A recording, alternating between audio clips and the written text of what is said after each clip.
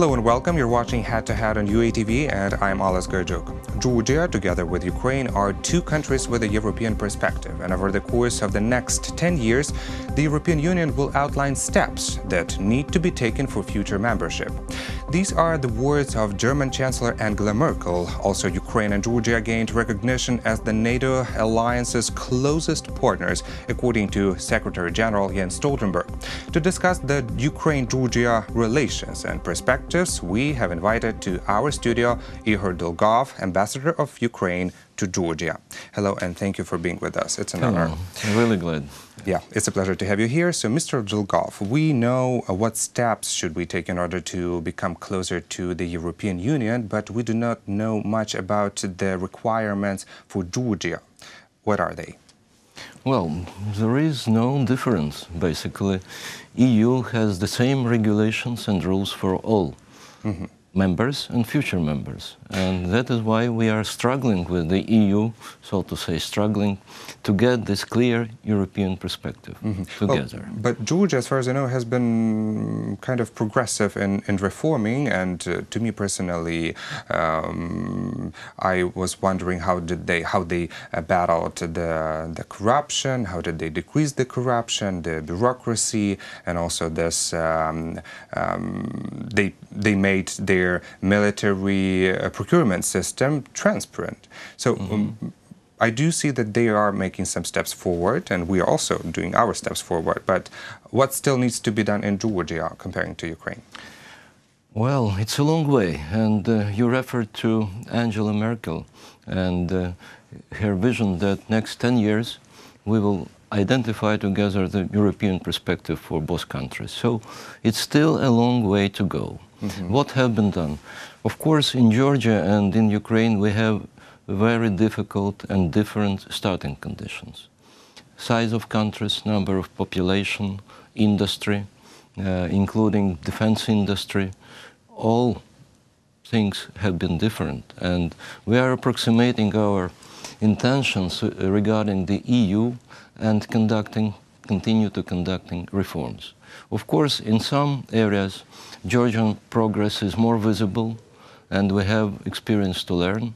But at the same time, for example, if we look at the agriculture, of course, Ukraine, with its potential and with a free trade area with the EU, is much more attractive for both sides.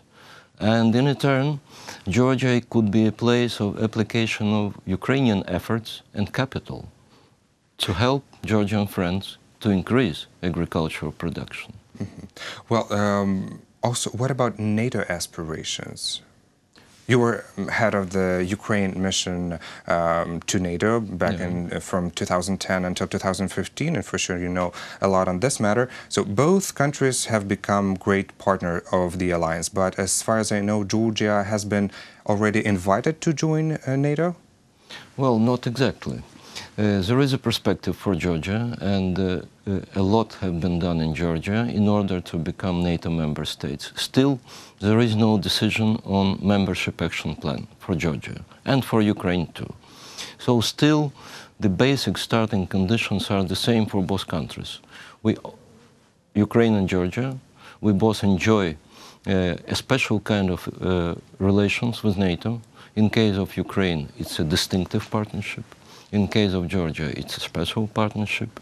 And we continue to conduct reforms in defense area. But to comply with the NATO standards. Yeah.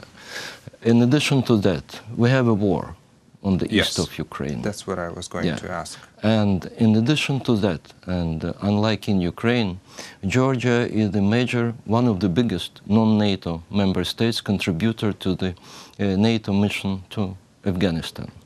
So they have their people permanently from 8 to 900, and which is, of course, it's a perfect training, and it's a kind of preparation for joining NATO.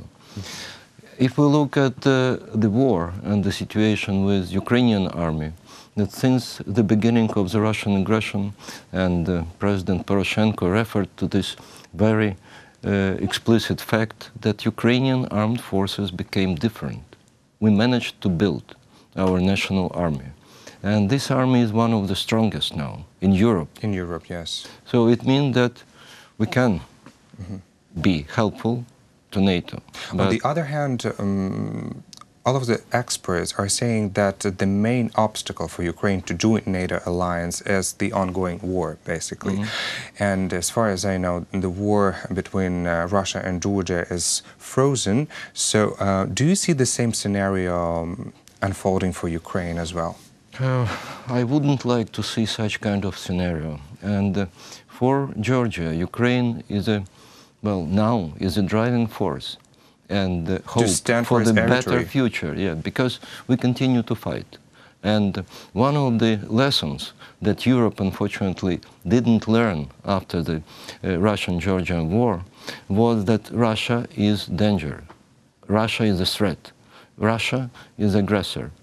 And unfortunately, 10 years ago, EU and NATO didn't evaluate appropriately the consequences and lessons after the Russian-Georgian war. And that is why we, in turn, experienced attack from the Russian Federation side in 2014. And that is why the situation is much more complicated now in Europe, in NATO area, and it's not only Ukrainian issue or Georgian issue. It's the issue of global security and European security.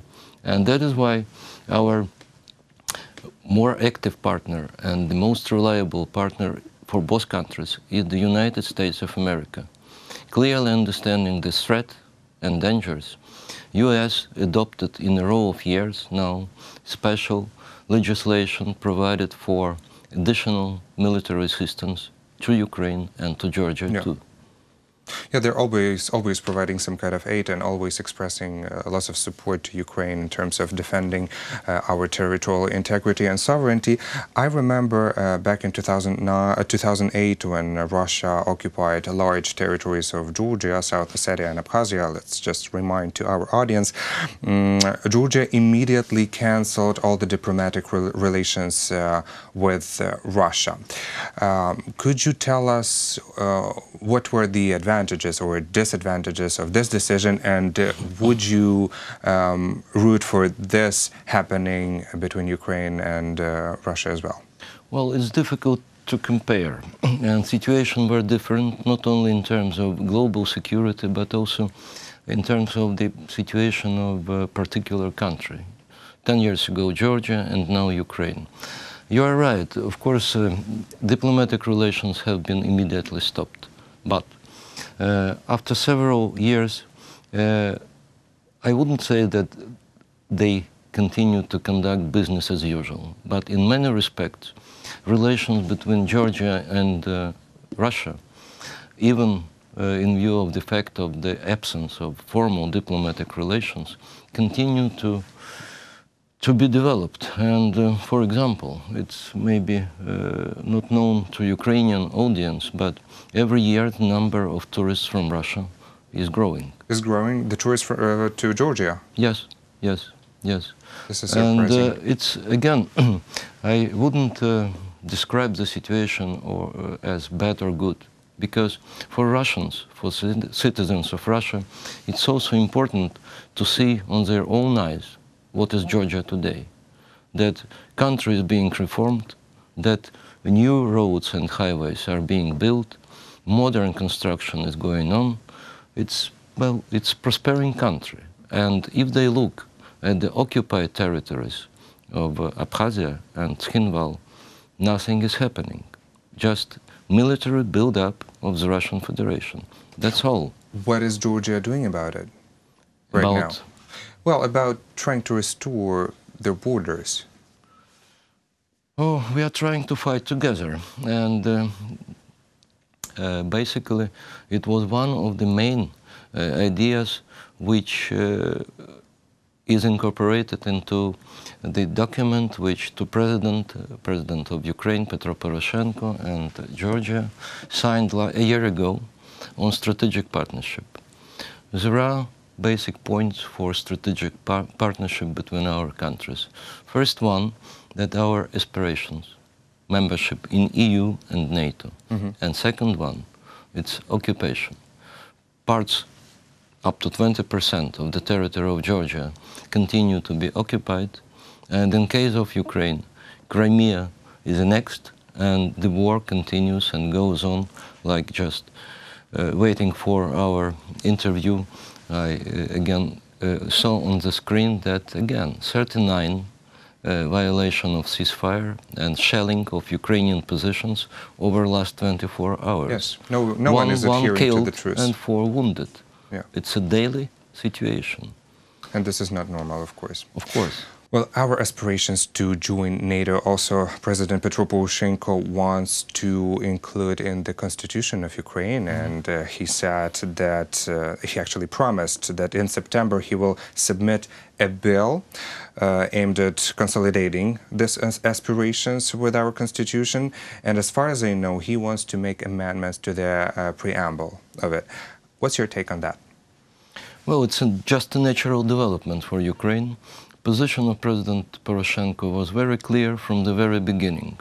And it's the right time, after all experiences and advancement of our relations with the EU and NATO, to incorporate into the main document, to the Constitution, these provisions.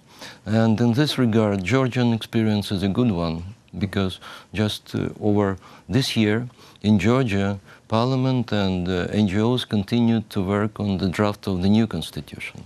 And they also implemented provisions on future membership in NATO and EU as strategic goals of the foreign policy of Georgia. Do they want to have this in their preamble or not? Yes. Because it's, yes. I think that this is important, because as far as I know, if we include this in the preamble, then if we want to change our direction, then we have to hold the national referendum in order to change the preamble of the constitution, right? Well, this is at least according to the Ukrainian legislation. I'm not an expert on constitutional law, but of course, such provisions this is very serious, yeah, are very serious first, and secondly, they have no direct force onto the legislation. So a number of additional acts are to be developed and adopted in Ukraine to secure that these aims are not only part of the constitution, but also a part of the daily political life, which is the most substantial in this regard. You're obtaining the post of the ambassador of Ukraine to Georgia for 1.5 years already. How are the relations between our countries developing, in your point of view? Well, I mentioned that a year ago, President Poroshenko we signed this. Paid a state visit to Georgia, and very important foundation of relations between our countries have been signed. Strategic partnership. But of course, there is always a high-level politics and daily life. So in terms of daily life, Ukrainians enjoy in Georgia the most favorable and warm attitude, always. Very hospitable, that's true. Yeah, as well as Georgians in Ukraine. So there are many ties which we cannot even trace all the time, and we need no ties between families, ties between kids, ties between twin cities or regions, which are going on to be developed on their own. It means that spiritually, historically, and mentally, our people are very similar. And having the same problem, having the same challenge of aggression and occupation, of course, we have even more grounds to develop our friendship. And it's also important to mention that when the first war in Abkhazia erupted in 1992, there were Ukrainians who were fighting for Georgia. For Georgia. Now there are Georgians who fighting in the east of Ukraine. Yes. Well, this is truly very interesting that our countries are going together actually through all the successes and obstacles, because on one hand we're together shoulder by shoulder according to the membership in the European Union, in the NATO, and also with the Russian aggression. Unfortunately, that's all we have time for, but thank you for this interesting conversation. Thank you. Thank you. That was Ihor Dolgov, ambassador of Ukraine to Georgia. Thank you for watching Head to Head, and stay tuned for more with UATV.